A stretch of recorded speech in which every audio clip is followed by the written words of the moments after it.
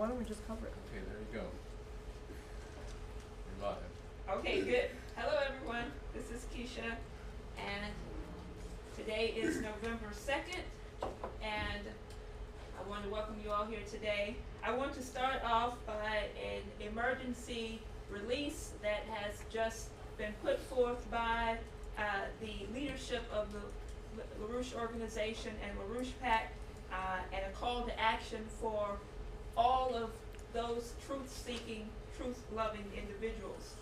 So this is in response and a call to action in the wake of the impeachment sham against the President of the United States and the presidency of the United States. I'll read it as follows. Multiply and multiply connected youth drug use over, in some cases, as many as 5 or 6 decades, has produced a now undeniable long-term medical effect on the leadership of the Democratic Party. This possibly accounts not only for individual outbursts, such as the assertion that persons like Iraq War veteran Tulsi Gabbard may be a Russian agent, but also for mass delusional preconceptions and practices. The outbreak of a galloping epidemic of lunacy in Washington, D.C., Thursday resulting in only 2 Democrats being able to summon, perhaps as a result of elementary moral hygiene, opposing votes to impeachment, demands emergency medical intervention. Here, here. Yeah. Therefore, the Executive Intelligence Review and the LaRouche Policy Committee issues this emergency Democratic medical advisory. Crisis intervention is requested on the part of citizens, particularly those who have joined our committees of correspondence, wherever possible. We strongly advise that you equip vehicles as emergency volunteer ambulances and appear at upcoming Democratic congressional meetings to stage possibly unwanted but nonetheless constitutionally necessary interventions, taking the afflicted congressional individuals to the nearest hospital for the 24-hour evaluation. So, this is not, this is beyond satire here. Because what you're looking at when we just saw the despicable display in the Congress and what has been going on in the targeting against our U.S. Constitution, against the President and the presidency of the United States, and against the ideas of doing away and completely with the election process that had been put in place. You think about what just happened where, as was stated, you had the impeachment sham that has been ongoing process, which we have been at the forefront of identifying what is the intention behind this impeachment sham. And this is what I'm going to talk about in my presentation today, because the key to understanding what is happening to the American people, what's happening to our Constitution, and how we fight back, is you have to realize that this is coming at a critical moment where the entire financial system is ready to disintegrate and is at a point of total collapse. And the question of dealing with this collapse requires immediate emergency action of Lyndon LaRouche's not just economic recovery program, but a full-scale economic renaissance. Now, let's look at what's happened over the recent period here and what has now fully been exposed in terms of the intention of this witch hunt and coup against the President of the United States that's been ongoing for well over 3 years plus now. As we have now been notified of,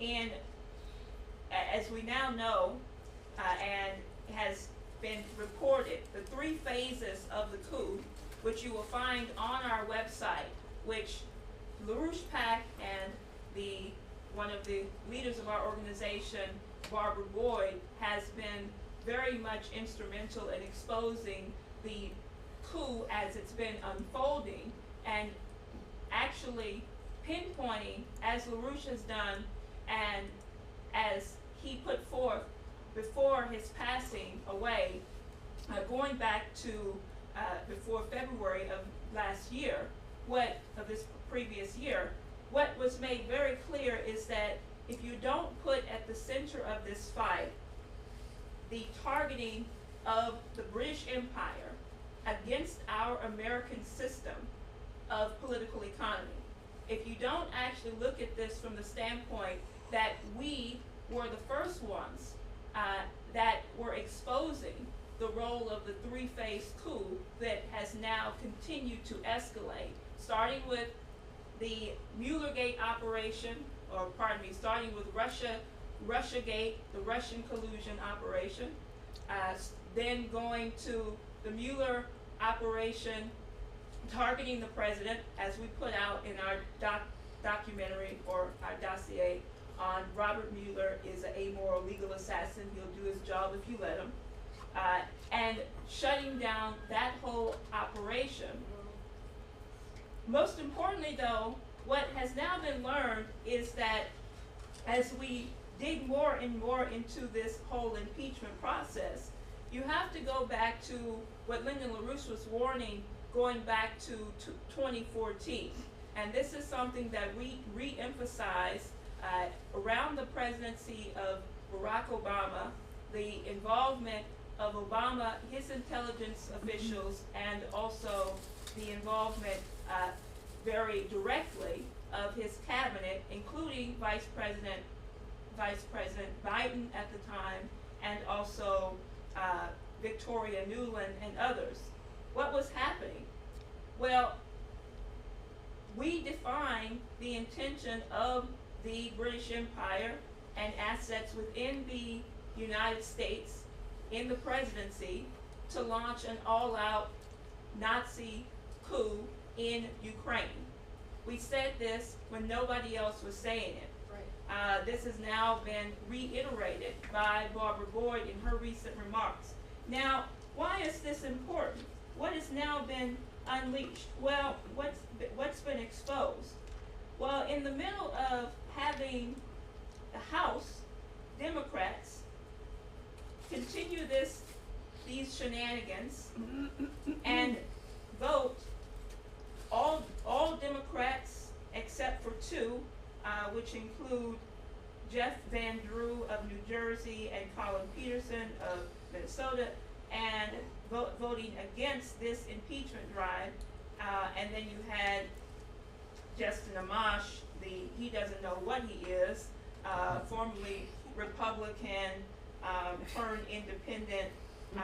Somebody went after him, Yep. but voted with the Democrats in favor of impeachment, of continuing the impeachment proceedings. Now, what does this impeachment proceeding do? Well, first of all, this thing is not constitutional whatsoever. There's no constitutional basis to it. What it has been going on is that you've had closed-door operations run by the lords of the Congress, in particularly Adam Schiff, who has started this Star Chamber process. But what this impeachment proceeding, or what was just voted on, allows for is that members of Schiff's operation can continue to call in witnesses as they please, but at the same time, the president, the Republicans cannot call in witnesses, nor can the president have counsel on this until he decides that they're going to make it public and that it will be, he will decide when the president can actually respond or act.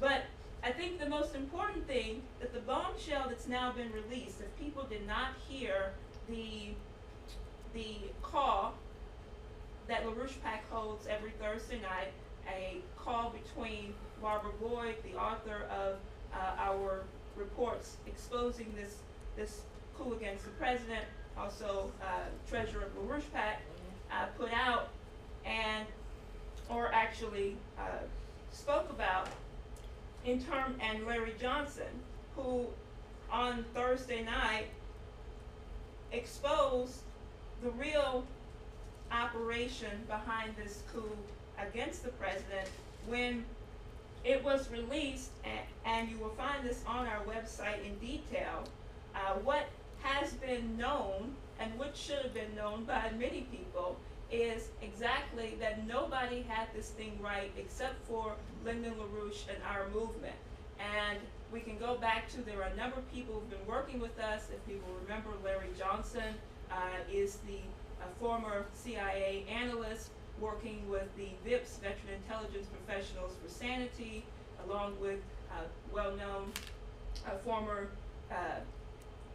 Director of National Intelligence, Bill Binney, who were instrumental in exposing the lie of the Russia collusion and exposing that that what was going on in terms of the DNC hacking by Russian operatives was in fact as many people know now, and which has come out, which was in fact a leak inside and not a hack from some kind of Russian operation. So now the latest developments on this is, okay, so that's been disproved. Russiagate collusion, nothing there. No, they're there. The Muellergate operation, no, they're there. So what's the next phase of this insanity? Well, the next phase is the President of the United States spoke with the President of Ukraine and demanded that he get dirt and information on his opponent, Joe Biden. So now this, first of all, the president made very clear again as he took the gloves off last night in his remarks to in Mississippi at his latest rally, which again was another full rally, exposing the fact that the president has the right to talk to another leader and congratulate that leader for their winning of an election. Really? But it's bigger than that. The key right now is that the next phase of this operation has now been fully exposed as it was put out by Paul Sperry, the writer of New York Post and also Real Clear Investigations. The disclosure, which everyone now knows of the name of the whistleblower and his background and pedigree, going back to exposing what is really behind this Ukraine-gate operation. And so what now, I would encourage people to read the full implications of this, but what now has been exposed is that an individual by the name of Eric Ciaramella, who is a former CIA analyst, worked for Joe Biden and Susan Rice on the Ukraine in the Obama White House. He also worked with DNC operative Alexandra Chalupa, and who led the Ukrainian intervention into the 2016 U.S. elections on behalf of Hillary Clinton. So what's also known about this said individual is that he, Ciaramella, however you say it, was on the NSC, National Security Council staff under Trump as the chair of Ukrainian affairs.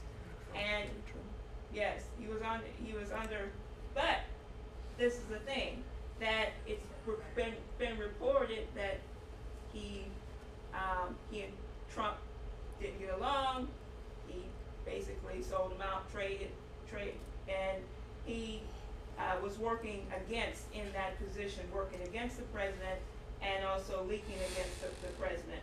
So Who's that name again? this is Sharon. Eric Sharamella, who has now been exposed as the person behind the whistleblower behind the operation to say that Trump was trying to get, the president was trying to get dirt on Biden.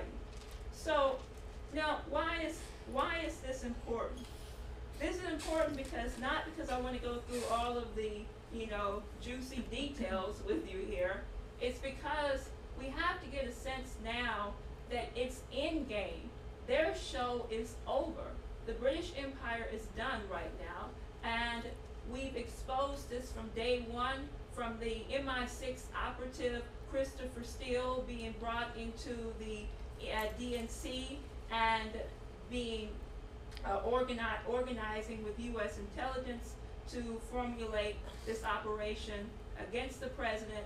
But what's now been very clear is that what we've been saying on this question of the coup in Ukraine, and secondly, the fact that when the president came in and said, one, that he was not going to follow that agenda of Russia is the enemy, Russian collusion, coup against Ukraine, when he said that we're not going to get in a nuclear confrontation with Russia, when he said that we're going to actually have positive relations with both Russia and China, what they had already set into motion for decades with this war policy, particularly escalated under the Obama administration,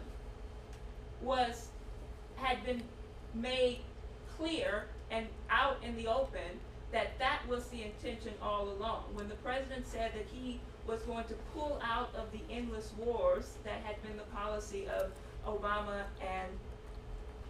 and the regime of Bush and Cheney beforehand, this was very clear that he was going to represent a threat to that operation that had been put in place. So what I want to give people a sense of right now is that if we don't rally the forces of the American people around the mass strike process, mass strike of going against this, not just a witch hunt against the president, but against the actions against human that are now in place to collapse the entire system on behalf of Wall Street, the City of London, and to put a lot of people in miserable conditions because people think that this is a Democrat versus Republican showdown, or people think that, it's just a game and it's going to be over, and we'll sit back and wait and see who wins the match in the ring here. They are highly mistaken, because what is absolutely crucial is that if we don't understand that, as LaRouche for many, many times pointed out, until you understand the role of the British Empire and the role of that pertaining to the financier interest, that you will never, against our American system, you will never be able to defeat this type of insanity that's going on against our country. And this is why we actually just released a very important statement that is now being used in the organizing in the field, which is titled UN President Trump Meet Lyndon LaRouche's Economic Recovery Program, 4 Laws, 4 Powers, 4 Bretton Woods. And I just want to read a short paragraph from this so you can get a sense of what it is that LaRouche understood, and continues to understand, and what our organization uniquely represents in understanding the solutions that have to be put forth around this question of the identity of creating a new economic renaissance for mankind. So, as we say in the statement addressing the American people, as we talk to people every day on the streets, we have a sign that we use in the organizing, and many people have seen this, or people listening may have seen this. It says, you and Trump need LaRouche's 4 laws. And we have people coming up to us, and they're asking, you know, the people that are coming up to us are realizing that what we're presenting is something that is not being stated in the media, is not being stated in the either party right now, in terms of the real intention behind what we're seeing underway. And so in the statement we write that according to LaRouche, the first question to ask yourself is, what do you think the United States and the world should look like in 50 years from now? From the standpoint, LaRouche developed his 4 laws for economic recovery, which were not a choice but a necessity. The 4 laws elucidate the perimeter of necessary action and elaborate a method of thinking based on the true nature of humankind and the universe itself.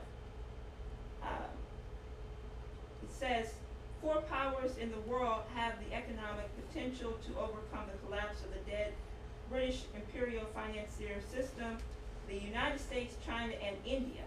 The desperate oligarchs see the same thing LaRouche did in his in these 4 nations. Goes on to say, it is not an accident that the British House of Lords have focused their destructive strategies on these 4 powers exclusively, and have set out to divide these nations against one another. And the deadly British system will take the world down in its collapse unless these 4 powers join in a new Bretton Woods credit system for crash development of the world's economies. It is not enough to say that the support of the president, and to say that you support the president and sit by idly and wait to see what will happen in the November 2020 elections. It is time that you realize that you must take action now in fighting to bring about the urgently needed solutions to save our republic. It goes on to say, President Trump has been in defiance of the unconstitutional and fraudulent impeachment inquiry, has taken bold steps to end the British Empire's bankrupt policy of perpetual regime change wars, as I stated before. Those who are trying to overthrow this president fear that as their system implodes, President Trump will turn to economic ideas of Lyndon LaRouche. The urgent necessity to put the bankrupt Western banking system through bankruptcy proceedings on the model of FDR's Glass-Steagall, restoring Alexander Hamilton's directed credit into industry, agriculture, health, and education of the population, and pushing ahead on frontiers of human knowledge, focus on space exploration and future energy development. So I'm going to expound on those points in just a moment here, but I want you to hear from LaRouche, a 3-minute clip here that will give you a sense of this fight against what the actual British imperial model is. Go ahead.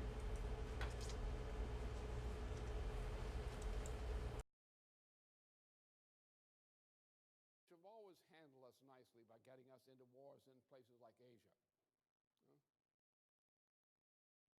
This is the way the British run the world. The British Empire runs the world through warfare. same way they got imperial power by inducing the silly nation states of Europe to go to war to each other in the so-called 7 Years' War.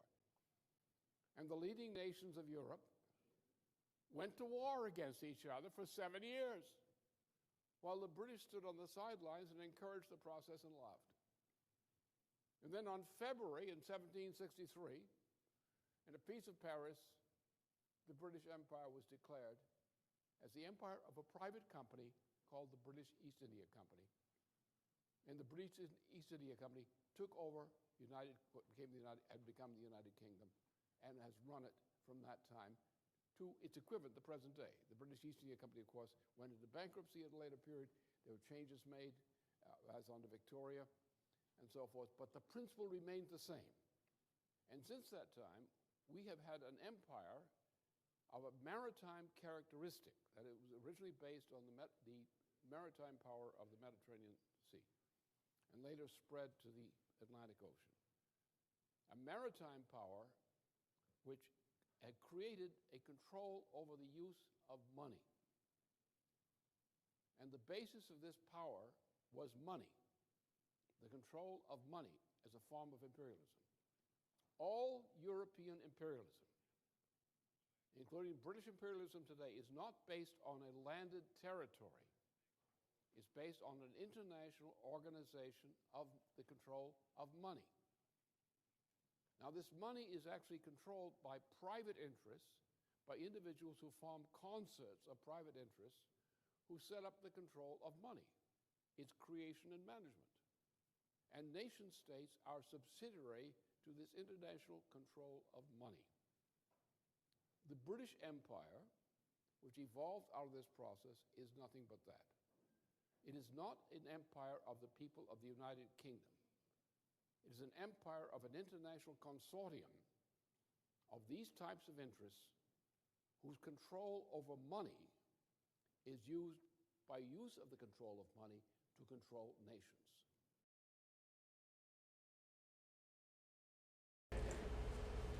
So I want to play that, and I'm saying all this to make a very critical point, to state what is not being stated. The president is doing an excellent job with taking the gloves off and defending himself and defending against the coup.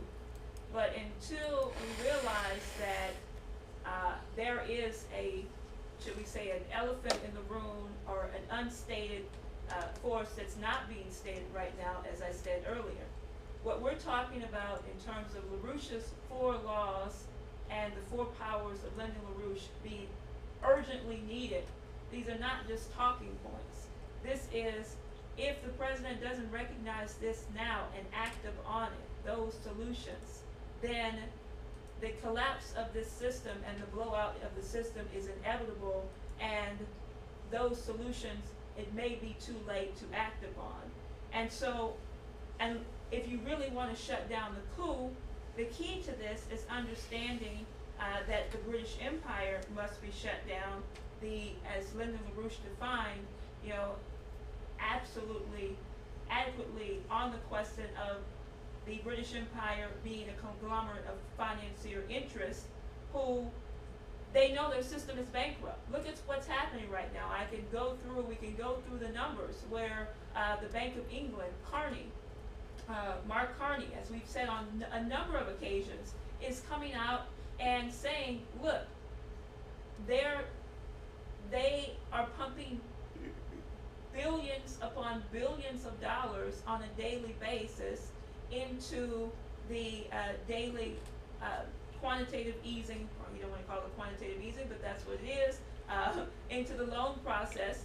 But more importantly is that what was done in 2007, 2008, when LaRouche warned about this, is nothing compared to what's about to blow if these immediate measures are not taken on defining a new system of economic development and recovery that LaRouche put forth.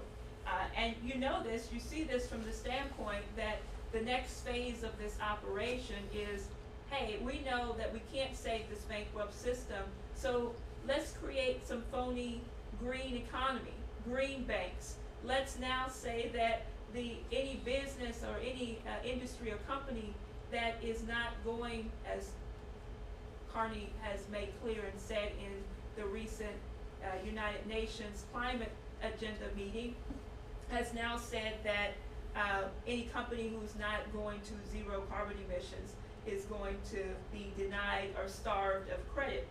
So you see that there's a missing element that is not being discussed that actually has to immediately be put forth, and that is what we're proposing right now, and I'm going to go through this in just a second, as the urgently needed solutions, is that everybody has to act now, going to Congress, demanding, why is it that the Congress has now completely ignored the wishes of the American people?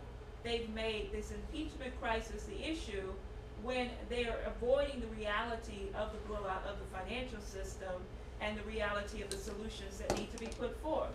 And we need to be escalating our mobilization, everybody going to congressional town hall meetings immediately after this vote that just took place, this preposterous vote. Congress, I guess they worked themselves so hard on this vote that they're going to be taking a 12-day recess, and they better wish that they didn't take that recess, because we need to be in there just clobbering these guys, as I said before. And I do have to say, though, is when you think about the response or the question of how much drugs are these Congress members taking, it's not an inadequate question to ask.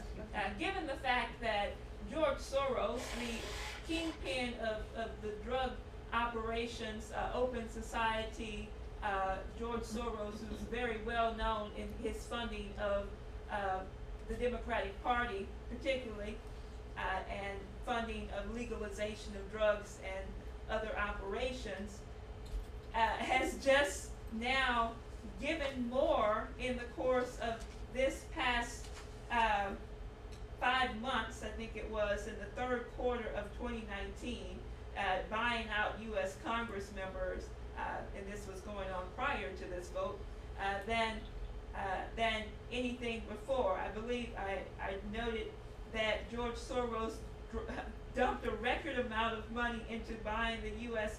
Congress in the third quarter of 2019, which was $15.9 million, according to reports. And the latest report filed with the relevant congressional offices by Soros' congressional lobbying arm, which is the Open Society, states that that was almost triple what the Open Society policy of George Soros had put in just in the quarter prior, which was $5.9 million. Anyway, just something to note, because this is what you're dealing with here in terms of the role of this financier interest. So you can put me on the next slide here. So Lyndon LaRouche, was that the next one or the first, the one you had? Which one do you want? The one, yeah, right there. Has identified, going back for many decades now, his understanding of the principle of defining what he put forth in terms of the collapse function of the physical economy, the real economy, and looking at these decades going back to the 1970s and even beyond. I would say, first of all, to make that appropriate, we should go back to what LaRouche defined in terms of the historic period and the breakdown point that took place in the aftermath of the collapse or the Bretton Woods system that had been set into motion in 1933 under Franklin Roosevelt to the period of 1971 when that system was taken down, and that you started to see, as LaRouche identified, a total collapse function of the real economy that started to usher in with the taking down of Bretton Woods, and later on, officially in 1999, the destructive policy and taking down of, finally taking down of the Glass-Steagall Act, which was essential in Franklin Roosevelt's policy and presidency, which LaRouche defined is the first step, absolutely critical in reorganizing a new system of credit for our country. So what LaRouche identified was that, as you've seen over the past decades, there has been a rise in financial aggregates and monetary aggregates in phony money, fake money, as he said before, the emphasis on a monetarist economy, while you've seen a collapse of the physical productive output of your society. And I believe this was done in 1995. Yeah. So you can imagine that the downward trajectory of the physical economic output and real economy has taken an even deeper dive into the abyss, as we've seen and know. And it really makes the point that when people think that you can characterize, including the president, who really has to understand this, characterize the state of productive affairs in the economy based on, what the stock markets look like, that's a problem. And when you see this in terms of the continued rise going through the roof here of these financial monetary instruments, quantitative easing, mortgage-backed securities, the whole operation, then the question is, how much further can this process continue? So go to the next one. So these are I want to go through the defining points of Lyndon LaRouche's 4 laws, because I want to make clear that in order to understand these 4 laws, and I was thinking about this a lot, the 4 economic laws in the recovery program of Lyndon LaRouche really have to be identified in this higher principle and conception of a love for mankind. And that we're not just talking about here actions that have to be taken through legislative process. We're talking about actions that Lyndon LaRouche understood that are transformative of the creative identity of the human species. And transformative of understanding what our constitutional process has represented, going back to the very fight of the founders and of the principles of our Constitution and the preamble to the Constitution, which state, "We the people of the United States, in order to form a more perfect union, establish justice, ensure domestic tranquility, provide for the common defense, promote the general welfare, secure the blessings of liberty, to ourselves and our prosperity, do ordain and establish this Constitution." And what was that the basis of? Well, I would encourage people, if you really want to get a sense of the fight for our American system versus the British imperial system, I would encourage people to read in the latest Executive Intelligence Review the fight that was underway by around the existence of the committees of correspondence and the article that was written in the latest Executive Intelligence Review by Bob Ingram. The title of it is America Awakens in a Time of Crisis. Washington, Livingston, Alexander McDougall, and the Committees of Correspondence. And what's important in understanding this is that people have to get a sense that the fight for our Constitution and the principles that defined our republic were not just something that were happening in closed-door operations between a few select people.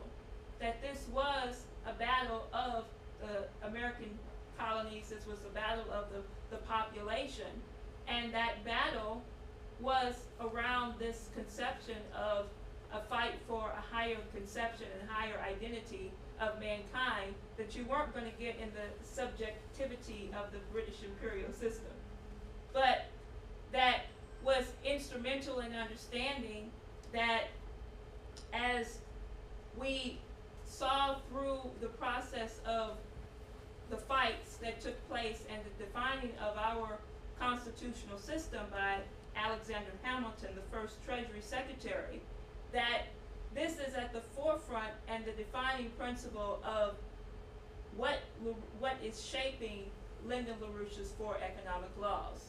First law of Glass-Steagall banking reorganization, which is instrumental in understanding the only way that you're going to actually put an end to this bankrupt monetarist system is not only that we have to have a banking separation, separating speculative gambling activity and instruments from the real economy, but as LaRouche made clear, this has to be done from the standpoint exactly as ordered by Franklin Delano Roosevelt, that it has to be principled on the very ideas that were determining the foundation of our republic going back to Alexander Hamilton. And many people should know that it was Hamilton and Alexander Hamilton and Isaac Roosevelt, President Franklin Roosevelt's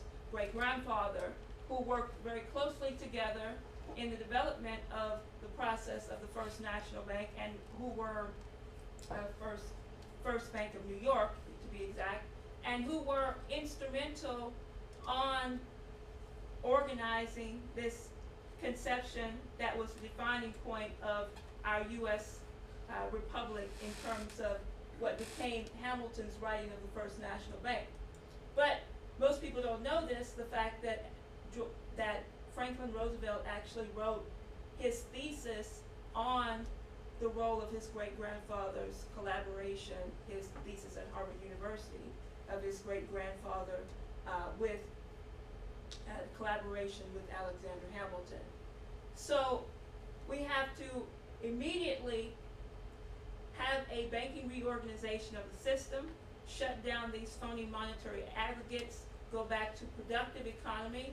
We have to, second phase of this is to put forth a return to top-down national banking, that the president has to be set by, as I stated before, by Alexander Hamilton, and what Hamilton did with the First National Bank.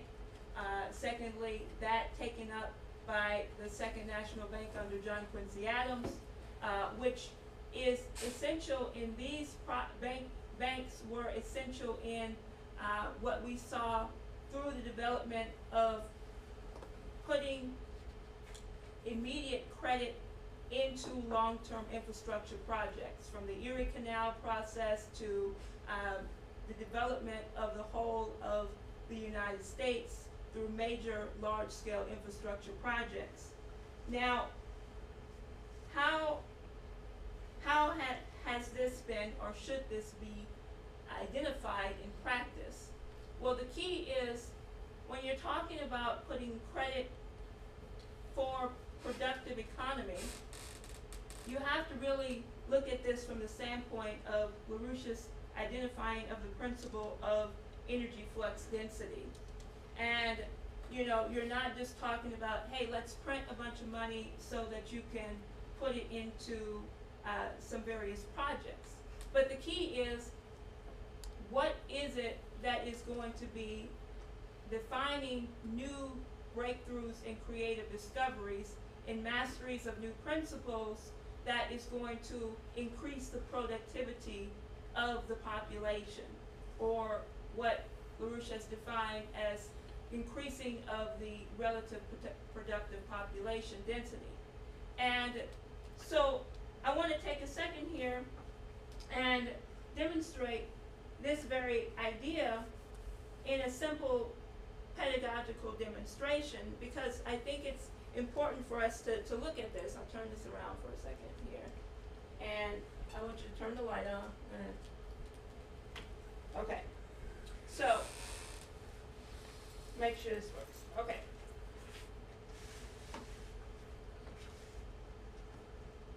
Still can't see what you're doing there, Kesha, though. Yeah, there you go. That's Okay. There we go. So,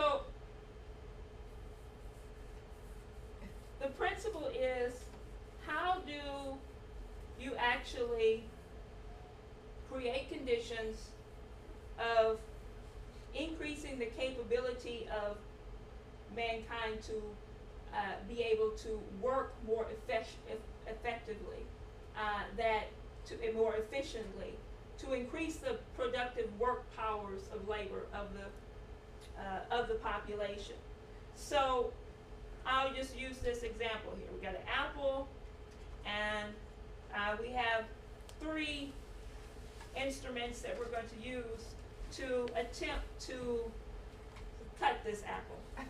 Is that an iPhone Well, Not an apple, we have an iPhone. apple. An actual We have apple. a wooden spoon. We have a very sharp knife, Okay. and we have a food processor or chopper. So, if you think about this, now we're looking at the question of density of work. How much effort does it take for me to use this instrument, you can see this wooden spoon here, to slice this apple? Well, got it.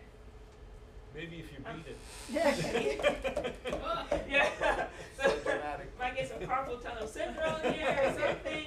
Okay. Or if So you cook it first. cook Yeah, it right. first. Oh yeah, and then maybe do that. But Are you using the right end? I don't know. Okay, so we can see that, maybe the work effort, the energy that's needed to be put into slicing this apple with this wooden spoon is not adequate, to say the least. Okay, so now we're going to go here.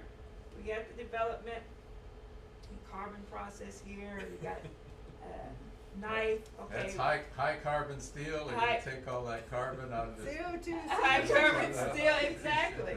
Well, okay, so wooden spoon, we're going to the high carbon steel, development of the knife.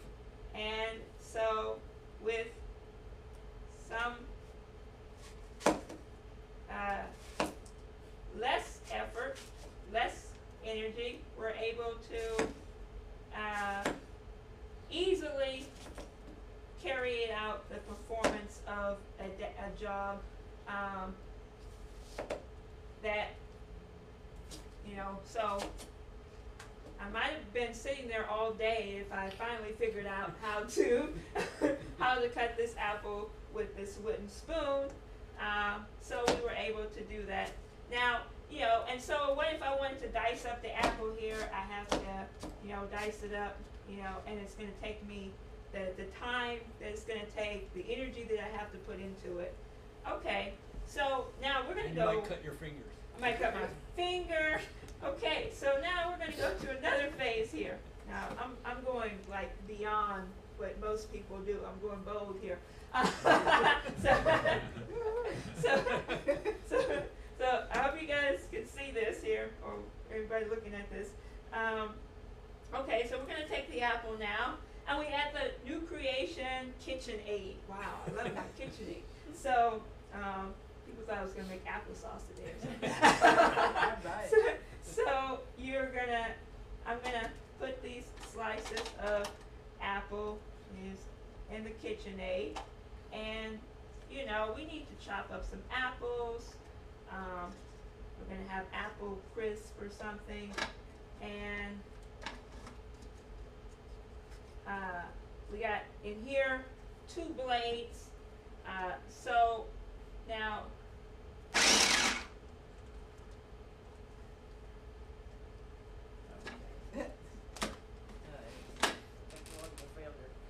yeah, right. Failure's not an option. All right, hold on, let's try this again. Now, this is, there we go. All right, so this makes the point here. We need to, put my hand here. We need to dice up our apples, and we need to, now, that took me, once I put the apple in there and actually got it to function, we have our diced apples through this process of this new design of I don't call it a machine tool. It's not quite a machine tool. Application. New application here, which, you know, as said, it makes the work more efficient. It's less energy put into it.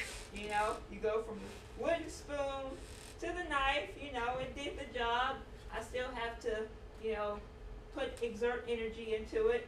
To the food processor or chopper here.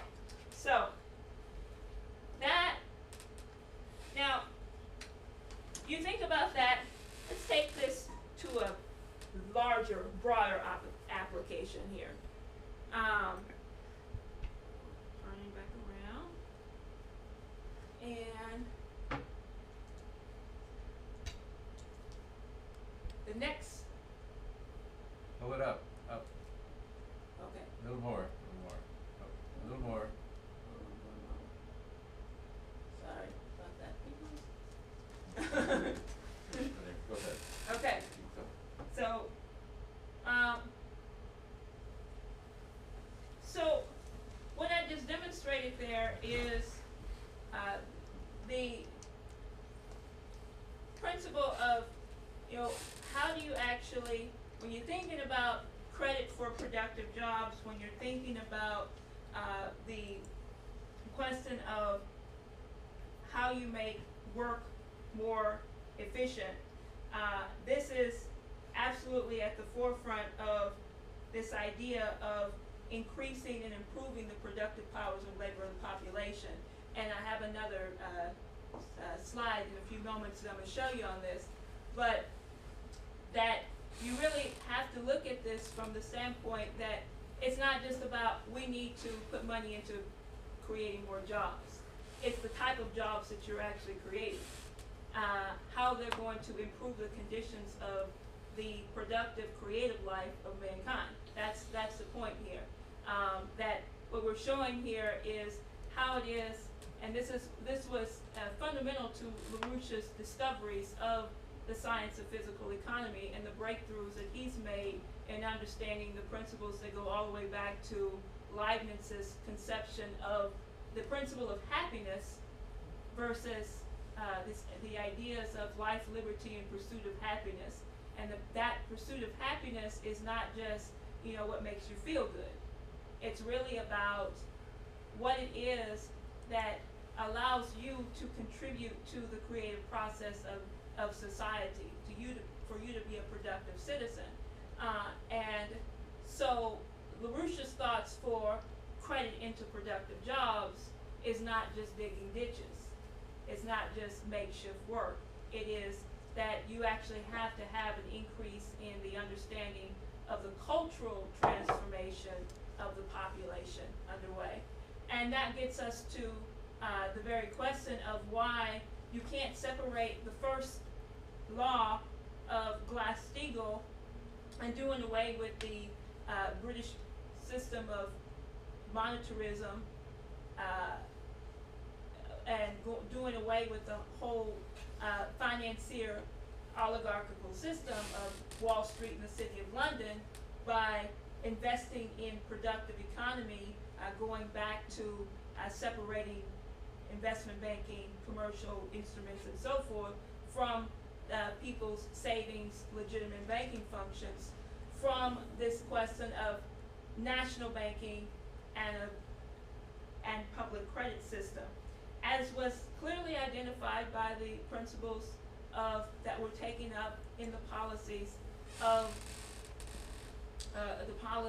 Lincoln with his greenback policy, who was the next president, the president to actually identify with and develop this principle of a national credit system, national bank credit system. But also that was instrumental in the breakthroughs that were made by both Franklin Roosevelt in his policies and on to President John F. Kennedy in the development of the Apollo program and the spin-offs and the paybacks that created. So the key right now is that the next breakthrough phase in terms of increasing the energy density and the productivity of society is in LaRouche's fourth law. And it's important that people don't miss the point of this very question of the higher identity of the nature of man. That is the defining principle of LaRouche's fourth law. It's not just, we should have fusion energy. We should go from lower states of energy densities of, go to the next one here. Energy flux density of lower states of energy of wood to coal to production of oil and natural gas, as we've seen that process. But more so,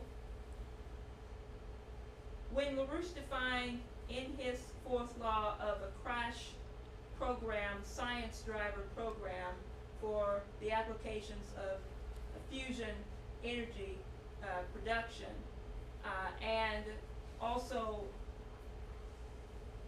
when he called for that as the basis, the defining basis of a crash program for a Moon-Mars colonization, for a new process of space applications, that he said, and this is something that to think about, that the adoption of a fusion driver crash program is, quote, the essential distinction of man from all lower forms of life, and hence in practice is that it represents the means of the perfection of the specifically affirmative aims and needs of the human individual and social life. And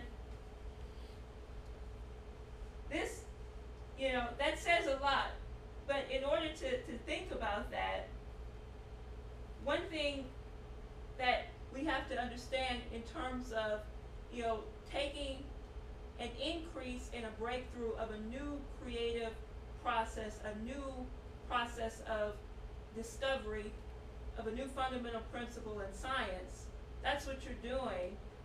When you think about, for instance, the question of space travel. Well, how is it that we are going to be able to travel, as people are saying, and is now being fully discussed, not only to the moon, but eventually to Mars?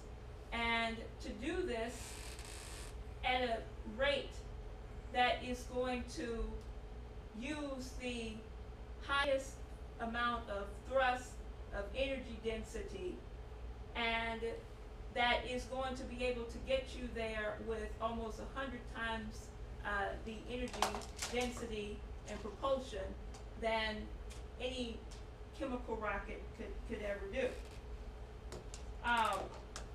Well, you have to think about this from the standpoint that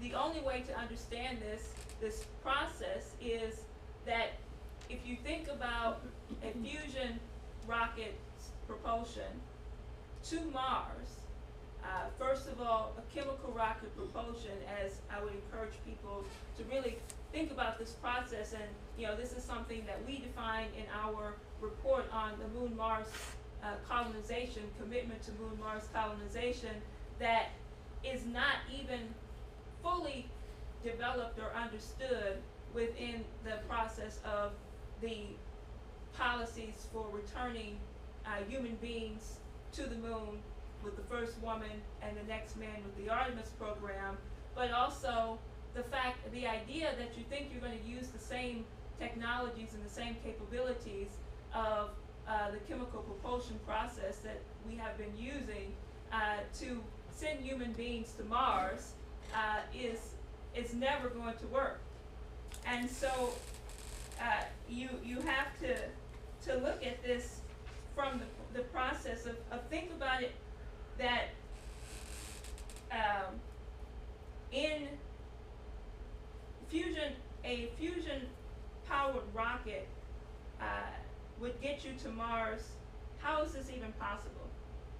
How could it get you to Mars almost 100 times faster? Where we're talking about the idea that you, instead of going for several months, that you could get there in almost just a few days. Why is it, first of all, why is no one talking about that? That's important to think about. That the fusion reaction would provide 1 million times more energy compared to the chemical propulsion reactions there. Now, and that you would actually have the process of being able to get to Mars with the fusion reaction process in, as I said, less than a few days versus several months or even years. Now, this is important to think about because, as said before, it's not just a matter of putting forth a bill in Congress, but it is a different conception and identity of the process of how to increase the productive powers of mankind. And when you think about this, you have to think about it from the standpoint that Kraft Erika, the great German space pioneer and rocket scientist, put in his 3 astronautical laws, as he made the point that no one and nothing under the natural laws of the universe can impose limitations on man except man himself. That 2, not only the Earth, but the entire solar system and as much of the universe as he can reach under the laws of nature are man's rightful field of activity. Finally, he writes, by expanding throughout the universe, man fulfills his destiny as an element of life endowed with the power of reason and wisdom of the moral law within himself. Go to the next one for me, please. What I just read to you from Kraft Erika is really the defining principle of LaRouche's conception of how we look at mankind as a unique species above any other animal. That this idea that I was demonstrating before of increasing the productivity of the creative process of your society is not just about the type of work that people do, but more so it's about this idea that, as LaRouche defines in his writing of a machine tool design, which I think is absolutely unique, is that you really have to start with the defining of this principle of the human identity of the aesthetical education of man. That has to be at the forefront of all of your economic policies. And that when LaRouche developed this principle of the machine tool design, it is how are you thinking about the process of advancing the creativity and the spark of creative reason of every single human being. That is going to be your principle of advancing, since I can't see it over there, advancing your machine tool design, your productive economy. And this is something that I wanted to show because when people think about the LaRouche movement and the uniqueness of our organization, that, you know, we're out there not just giving people access to these ideas from the standpoint of, you know, how do you fight for these measures, these solutions in economic policy, but how do you actually make this as a part of a defining principle of a cultural and economic renaissance? Because we don't just need a recovery right now, we need a full renaissance in the thinking process of mankind. And there's nobody out there who's had defined this conception of man and this economic renaissance for mankind more beautiful than LaRouche has. And if you go back to looking at the defining principles of the 4 laws of LaRouche, you really have to look at it from the standpoint of the Apostle Paul. And LaRouche himself used to talk about this all the time on the question of agape, love for humanity, love, unconditional love for mankind. And this is the only way that you're going to understand the principles of this process of the machine tool design principle, that there has to be breakthroughs in the creative, new breakthroughs in creative scientific discoveries. And this is, I think there's another one there. Yeah, these are when I think about that, these are the unique discoveries in economic science and the principles of growth that LaRouche refers to. That when we're talking about the solutions or how we're going to get out of this crisis, it requires a different mode of thinking. And as he states here, this is 2 conceptions from this idea of what I was just showing you in the previous diagram of LaRouche's breakthrough discovery and really a breakthrough discovery that goes back to, as I said before, Leibniz's conception of the principles embedded in our Declaration of Independence of the pursuit of happiness of mankind, which is, as it states, the sole source of the increase of the human species' potential relative population density per capita and per square kilometer of the Earth's surface is anti-entropic. Changes in the physical characteristic of the outcome of the human social behavior, changes which depend upon continued scientific and technological progress. That is the very statement and conception that he draws in his 4th law that I read earlier to you on terms of the question of the distinction of man from the lower forms of life. Secondly, in this discovery process made by Lyndon LaRouche on the principles of growth, he states, those discoveries of principles of artistic composition which are prompted by the defining functions of metaphor and classical modes of poetry, tragedy, music, and classic art forms have an even higher degree of significance than discoveries of physical principles. And that it really is absolutely essential that if you're going to understand LaRouche's 4 laws and the implementations of them and the implementation of the cooperative process of all of humanity being guided by the 4 powers of the world under LaRouche's 4 economic powers of the U.S., Russia, China, and India coming together in this way, it really has to be understood through a process of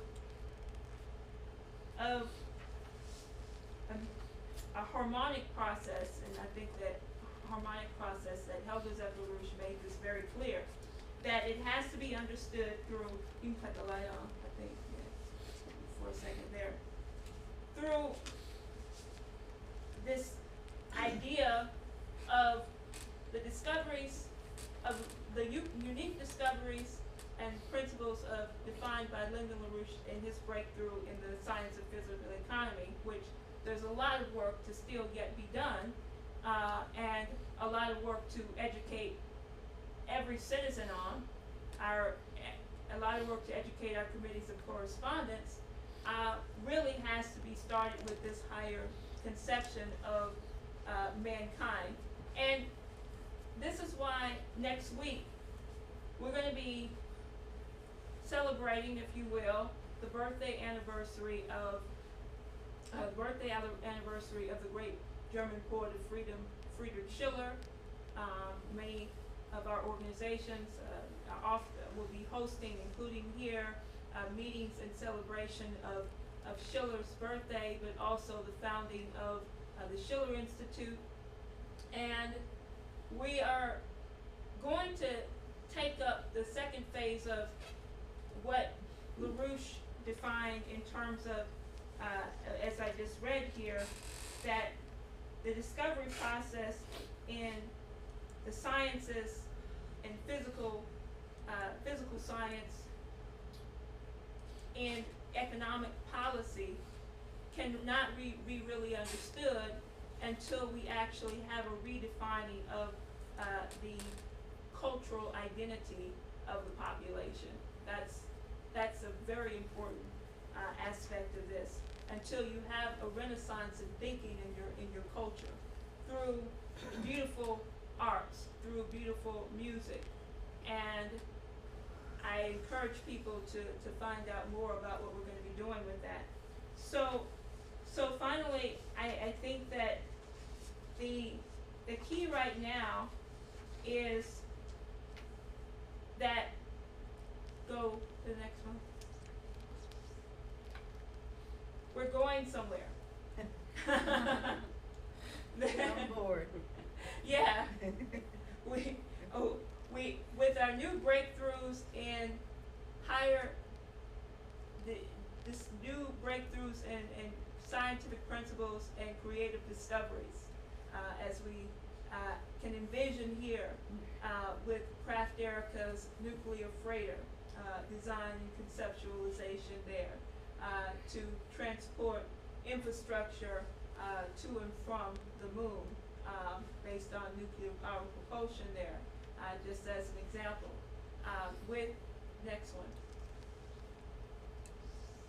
With our commitment by the President of the United States and the United States now taking an action, working with other nations to actually bring forth a new mission for our nation, with the first woman and next man on the moon through the Artemis program, that this has to be made reality. This mission has to be fully adopted and carried out. It is not going to be adopted and carried forward as long as we have the monetarist system of the financier oligarchy in place. As long as we have a division, dividing up cooperation among nations and saying that there's certain countries that we are not allowed to work with, or defining the existence of freedom-loving nations versus non-freedom-loving nations. We need to look at every single nation as freedom-loving in the conception that they are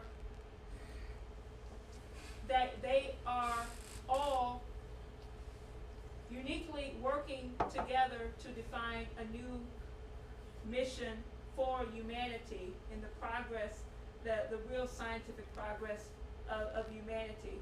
That means we have to immediately enact LaRouche's 4 cardinal laws to save the United States and the policies for the ideas embedded in the four-power solution of a new Bretton Woods system, a new system of credit among nations, doing away with the policies of war between nations, geopolitics. And this is why it's important that we get out there and fight, that we fight against this egregious coup operation that's going on right now, because we cannot deny our children and our grandchildren access to this beautiful future of cooperation of humanity in the stars and beyond. Because this is not just about a program for the United States getting to the moon and landing on the South Pole of the moon, but just think about it. If we were there, you see this beautiful conception that's put forth there of, you know, landers on the moon, of building new cities on the moon. How will that work? How is that going to look if you have, well, on the south border here, I'll have Chinese city on the moon. On the northern border, we'll have the American city. But more so that we actually have to have the cooperation and collaboration of all nations working together to make this new reality and new renaissance for mankind to come forth. So I know that was a little bit longer than I wanted, but I hope that it gave you a sense of right now. Turn the light on for me, please. There is, it's absolutely crucial that if people thought that they can just sit back and wait and see what's going to happen, without really thinking about the implications of where we are in society right now, it is unimaginable to see that the American people do not stand up and fight for these very beautiful ideas. So let's have some discussion here, see what people are thinking. So I'm just trying to conceptualize what are these people thinking who pretend to be democratic leadership of what the process is of the impeachment of the president, because they're not obeying any of the rules. Right.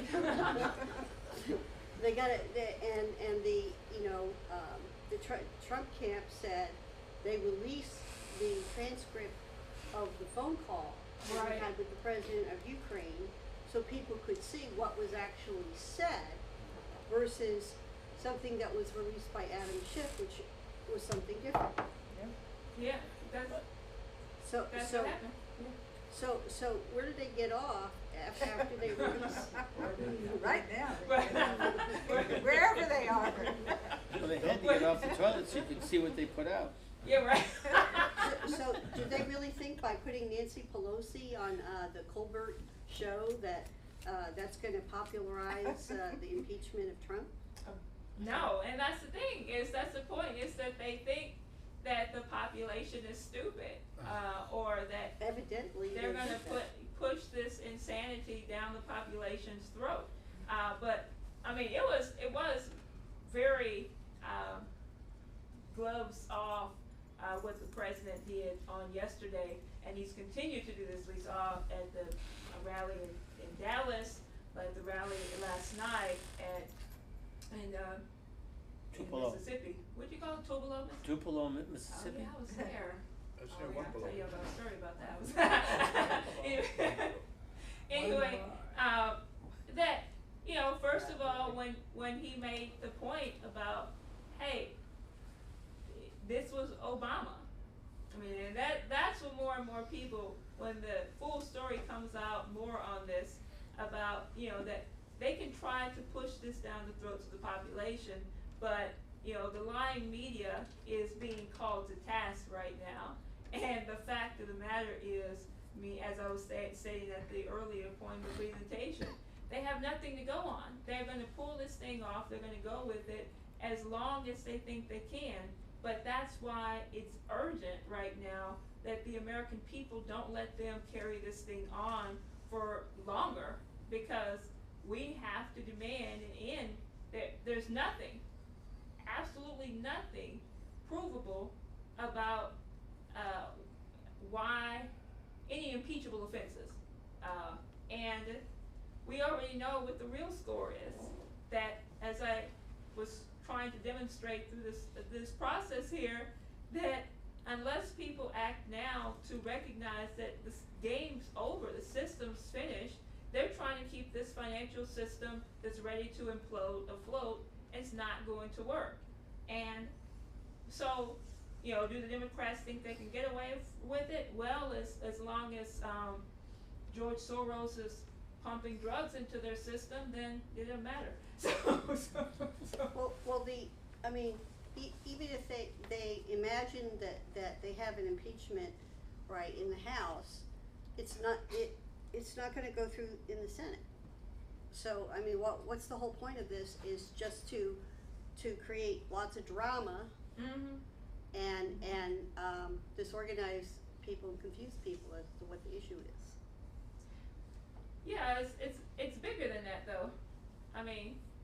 Of course they want to create drama, but it's a question of tragedy. If we really think that these Democrats have any kind of power whatsoever, they're really tragic figures, and that's the understanding we have to have right now. That who put Nancy Pelosi said she wasn't going to go for impeachment unless it was a bipartisan effort.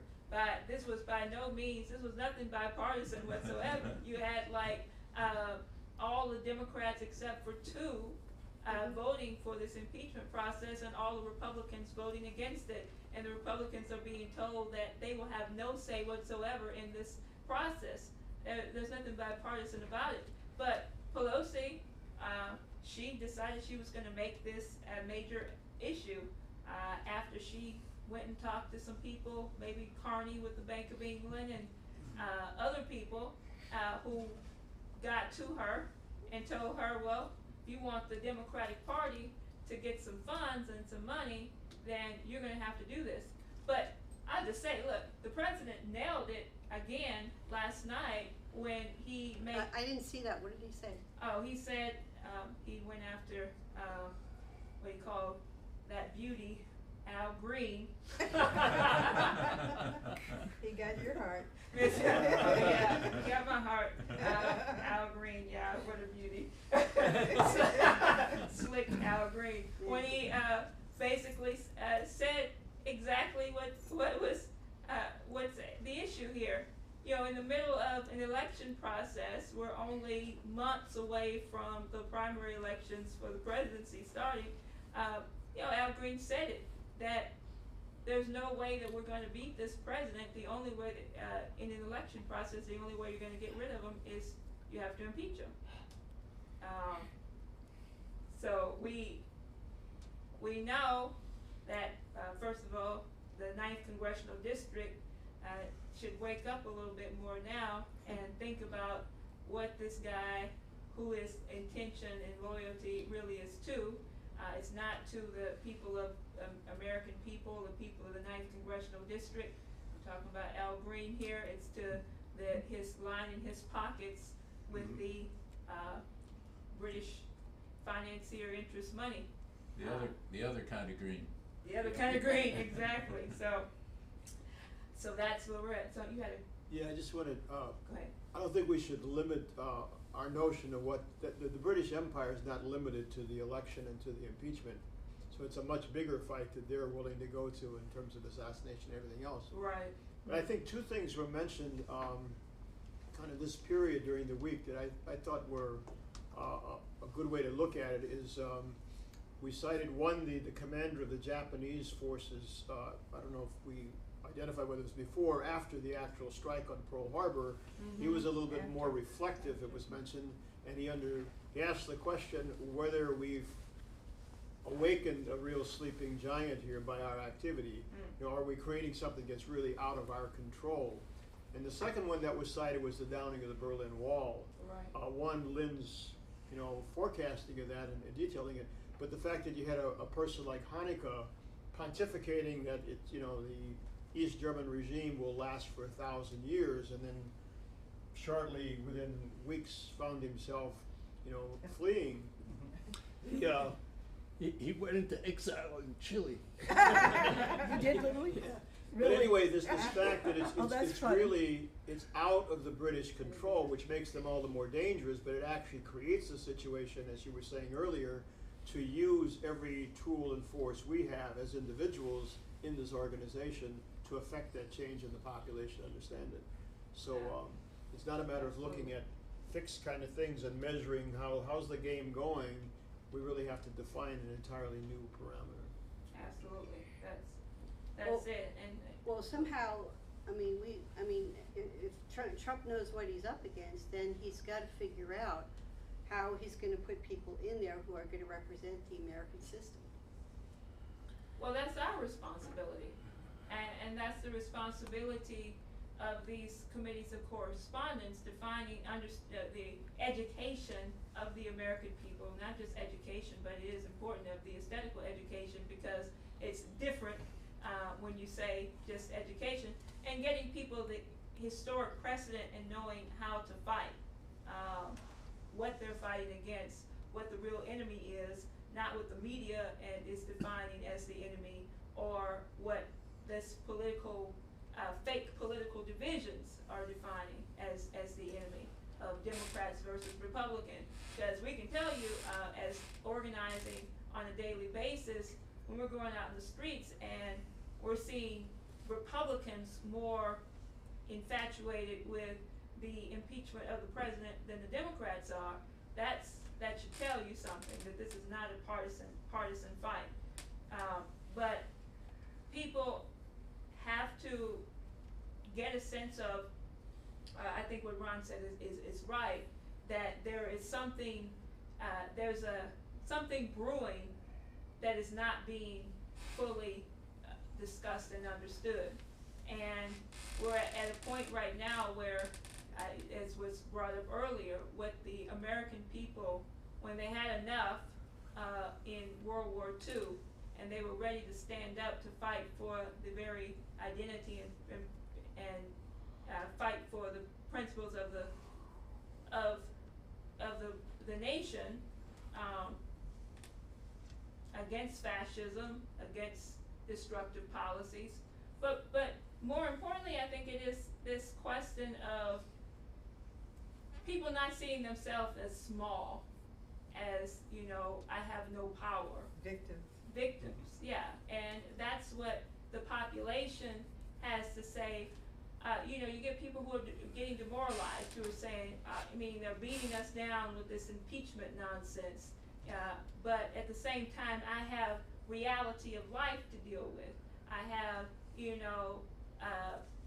process of my bills are coming in. I can't, the financial crisis. I'm losing money through this whole breakdown of the stock market. Everything that people are dealing with, they see it as separate from this process. They don't see that this is what is happening to them at their personal levels and personal life is not isolated from the fact that the system's coming down, and they rather see you destroyed and destroy the whole of the United States than to see their financial system to be demolished, or see their geopolitical system that's been in place be demolished. But that's what's going on right now. It's ready to totally end. So question is, we could say the system's about to blow, but what is going to replace it? That's the rub there. Reestablish the Constitution. And Well, I think that, and I think that it's a good point at which to bring it back to the committees on correspondence. Mm-hmm. That everyone within listening distance of this broadcast and the webcasts on LaRouche PAC, should see themselves as recruited, de facto members already of the committees of correspondence. In the same way that at the time in the 1750s and 60s already across the 13 colonies, 8,000-10,000 people were recruited into this process of committees that radiated out of New York and Boston at the time. And these all became local organizing centers, the basis for community meetings, the sharing of printed literature. Today, that's LaRouche's 4 laws. It's the deeper conceptions and materials behind those 4 laws that that you were presenting, Kesha. And I think just in the last 24 hours, Dianne Feinstein was being interviewed on Bloomberg, and she was saying to her Democratic Party, to the candidates running for president, what are you thinking? The Americans out there, she said, I'm talking to you as I'm paraphrasing, but she was saying, I'm talking to you as a left liberal Democrat from San Francisco. I can tell you that across much of America, they're not interested in the Green New Deal. She said that? Yeah. She said there's tremendous labor opposition to the Green New Deal. Yeah. We should be focusing on lower drug prescriptions, bigger paychecks for building infrastructure, and cleaner government. Yes, you should talk. Right? Irony of ironies. This is the That's person funny. supposedly leading or co-leading the impeachment effort, right? I mean, Wow. they're That's just, it's interesting. disintegrating, I mean, she's obviously, her own mind is fragmenting. Yeah. She probably forgot to watch today. It's real climate change. So here's the so it really is a matter of, if you think of that, the original committees of correspondence was a self-organizing process which clearly had leaders that emerged, and many of them we know by name today. Benjamin Franklin, starting with Benjamin Franklin, but this was the committees of correspondence became literally the government in the wings. And became the government. So that's the process that's underway now with our committees of correspondence and needs to really catch fire, and we really have to take advantage of these 2 weeks that Congress is back in their districts. Yeah, and the committees of correspondence, I'm sorry, but they have to get off the Facebook. There's committees of correspondence under the foundation of our American Republic of, with Benjamin Franklin and Samuel Adams and so forth, was not happening over Facebook. Well, I'm going to tell this congressman what I think about him. Let me just, Facebook it.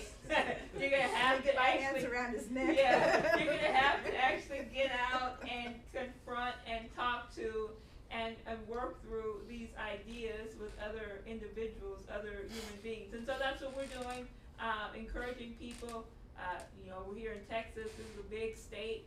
We can't get everywhere at once, but people getting your friends together, getting into coffee shops, going to the libraries nearby, anywhere you can, and having these dialogues, discussions, but taking immediate action, going to, as we said before, going to your congressional town hall meeting, demanding they put an end to this charade, this impeachment charade, all these shenanigans, and they actually start to get down to business and addressing the real issue at hand right now, which is that we have to respond and act now on the needed solutions to address this economic breakdown crisis, which nobody has defined except for Lyndon LaRouche. And so we have this next 12 weeks, are going to be decisive. We'll be circulating here, looking at in Texas, who around is having town hall meetings. I think they got something called townhall.org. Is that what it's called, Ellen? You've looked at that before. Townhall.org. You can go and find out who's having town hall meetings and where. If your Congress member representative is not having a town hall meeting, you can make your own town hall meeting and take some friends to their office. So that's some of the things we can can start to do right now, but the people have to know what you're fighting for and to get out there and to demand action. So I think we've Well, covered. Go ahead. it's I think we can just keep going with the discussion. But go ahead. yeah. Townhallproject.com. Okay, I mean, why doesn't, the president come out and declassify all this crap that's been going on against him since the FISA court set up in 2016? Much of it has been.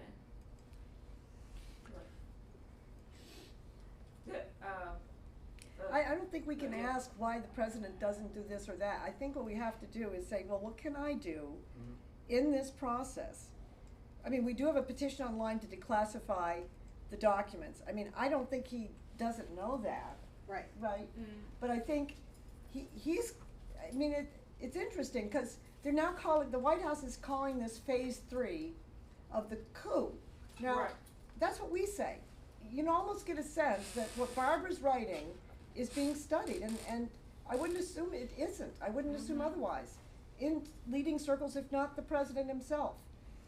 We're saying this is phase 3 of the coup. That's what they're now saying. And we don't know what's in the Horowitz report, and we don't know yet, other things that are going to come out with Barr and Durham. But what we do know is what we've just been saying. We've got a huge ammunition pile here.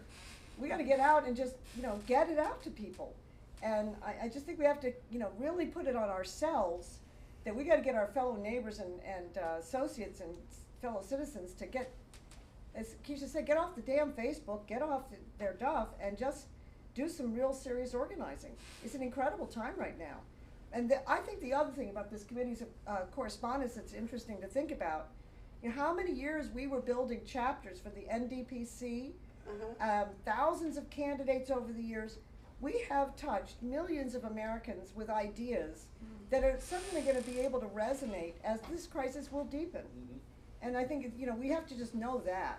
Yeah. And know that, okay, so we're not wasting our effort. It's not futile. It will definitely pay off in ways that we can't even imagine, all the work we've already done and what we have to do now. I mean, that's the only way I can think about it, because if I start thinking about why isn't the president doing this, I don't know the half of what he's doing. I want to see John Brennan indicted. Hey. There we are. Well, it's a criminal investigation now. He even wishes it is. Okay, good. All right, thank you, Kesha.